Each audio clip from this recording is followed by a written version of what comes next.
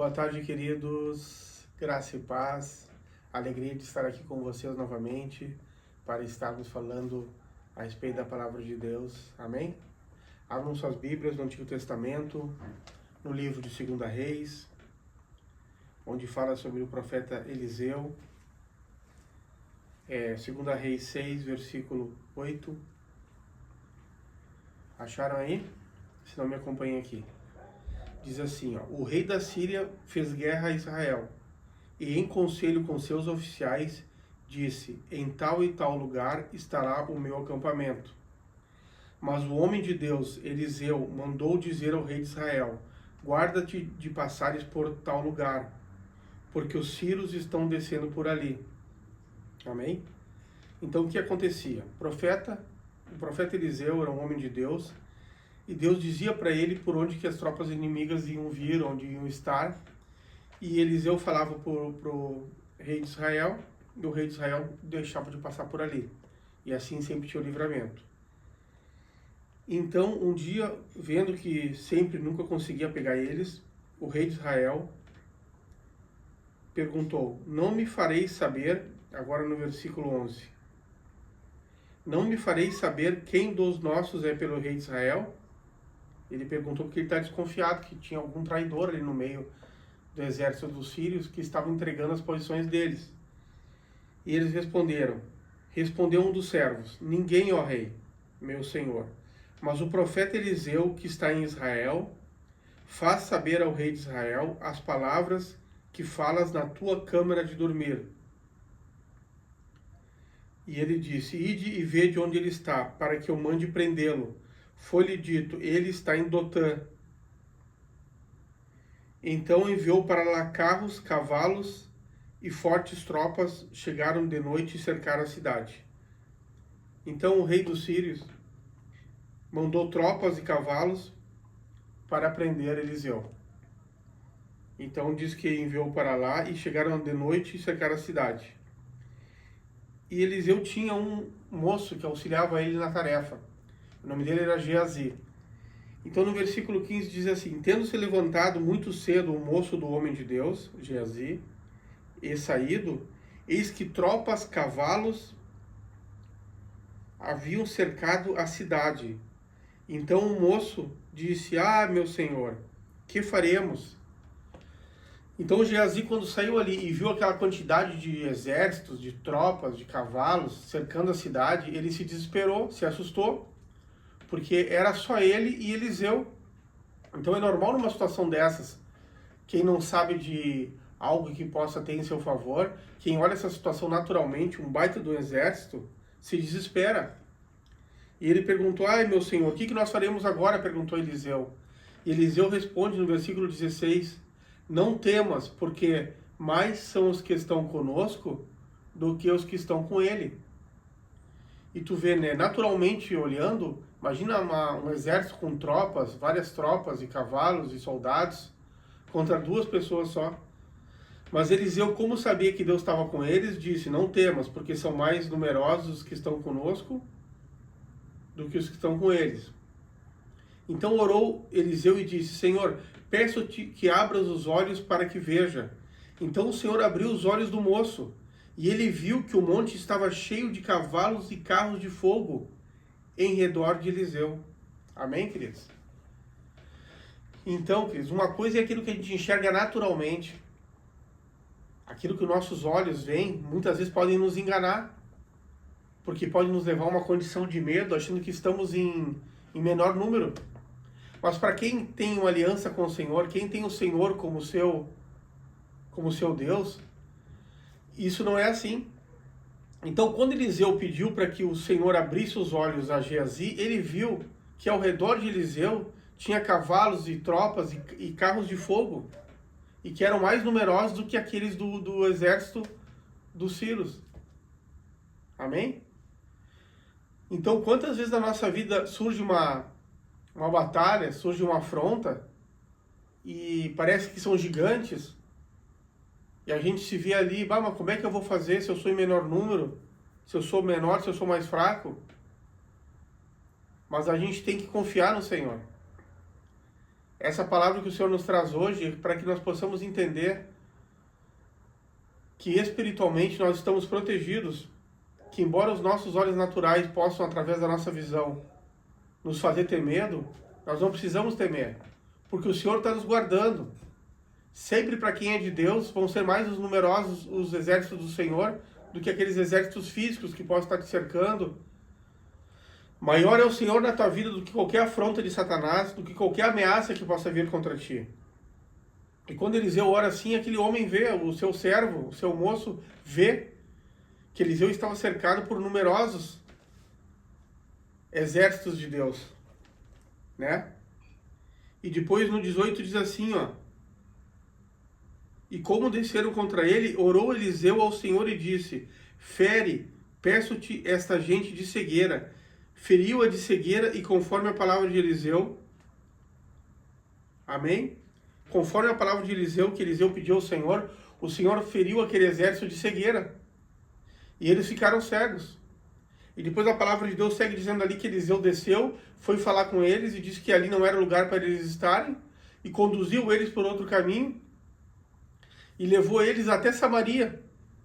E lá em Samaria o Senhor fez com que eles voltassem a enxergar. E quando eles viram que eles estavam no meio de Samaria, quando se abriram os olhos, o rei de Israel os viu e perguntou a Eliseu: feri-los-ei, meu pai? Amém? Então, racionalmente, aquele exército foi conduzido cego até Samaria. Quando eles tiveram os olhos abertos, eles estavam no meio de Israel. E o rei de Israel perguntou para Eliseu: o que nós devemos fazer agora? Vamos ferir eles? Racionalmente, essa era a estratégia mais adequada numa guerra, né? Quando tu vê que teu inimigo está em situação assim, mais fraca que tu, a questão de uma guerra é tu acabar com o inimigo. Então, racionalmente, era para matar o inimigo ali, era para acabar com a guerra. E o rei de Israel pediu isso: vamos ferir. Mas o que disse Eliseu? Eliseu foi na contramão do raciocínio humano. Eliseu agiu na contramão de toda e qualquer tática de guerra, contra toda e qualquer atitude de um bom general, de um general que sabe lutar e vencer. E Eliseu diz assim para o rei de Israel: não os ferirás, diz no versículo 22, fere aqueles que fizeres prisioneiros, com a tua espada e com o teu arco. Porém a estes, manda pôr-lhes diante deles pão e água, para que comam e bebam, e tornem ao seu senhor. Então o rei de Israel ofereceu-lhes grande banquete, comeram e beberam, despediu-os e foram para o seu senhor, que era o rei da Síria. E depois disso, da parte da Síria, não houve mais investidas na terra de Israel. Amém, queridos? A estratégia de Deus é diferente da nossa estratégia. A estratégia do Senhor é diferente da estratégia dos homens. Os pensamentos do Senhor são mais altos que o nosso. Então, quando nós estamos no meio de uma batalha, no meio de uma situação difícil, nós devemos buscar o Senhor e buscar no Senhor qual é a instrução que Ele tem para nós passarmos por aquele desafio. Porque isso que Eliseu fez vai na contramão de todo o raciocínio lógico do que deveria ser feito. Quando teu inimigo está numa situação de pouca força, o que manda as táticas de guerra? Que você dizime logo e acabe e vença aquela batalha. Mas não foi isso que o Senhor falou. Não foi isso que o Senhor instruiu Eliseu. O Senhor fala para Eliseu: bota eles para comer, dá comida, dá bebida, deixa eles descansarem e depois despede eles para casa. E qual foi o resultado disso? O que a palavra de Deus nos diz no versículo 23? E da parte da Síria não houve mais investidas na terra de Israel. Amém? Eles receberam aquele exército inimigo, alimentaram aquele exército inimigo, deixou eles voltarem com vida para o seu Senhor. E por causa disso, da parte da Síria não houve mais nenhuma investida contra Israel. A palavra de Deus diz em Provérbios 3:5: confia no Senhor e não te estribes no teu próprio entendimento. que é se estribar? É quando a gente se bate contra o entendimento, quando aquilo é um obstáculo para nós. Temos que cuidar, porque a vida cristã é para ser vivida pela fé no Filho de Deus. É para ser vivida diante do Senhor, e ali no Senhor a gente vai para se alimentar, a gente vai ali e pega direção diante do Senhor. A gente vai no nosso quarto buscar Deus e a gente sai de lá com direção, com uma instrução de como vencer as batalhas. Deixa eu contar rapidinho para vocês. Uma vez eu aconselhando um homem, eu sou advogado, e esse homem me colocou diante de mim uma questão jurídica, e após ele falar, eu sabia direitinho o que eu deveria dizer para ele, como ele deveria juridicamente resolver aquele problema dele. Mas naquela situação eu não agi como um advogado, eu não dei uma instrução jurídica do que ele deveria fazer, mas coloquei para ele aquilo que Deus colocou no meu coração. E Deus colocou no meu coração para mim dizer para ele que naquela situação ele não deveria fazer nada. E isso é um contrassenso, é uma irracionalidade. Como é que tu como advogado, como é que eu como advogado, da hora que eu tenho que instruir juridicamente, eu digo para aquela pessoa, ao invés de dizer para ela o que ela devia fazer, de acordo com o ordenamento jurídico, eu disse para ela, não faz nada. Fica quieto e não faz nada, que essa situação vai se resolver assim mesmo. Tempo depois, aquele homem me procurou e veio me relatar que ele realmente fez o que eu falei, fez aquilo que o Senhor me mandou falar para ele, conforme a instrução que Deus deu no meu coração e eu falei.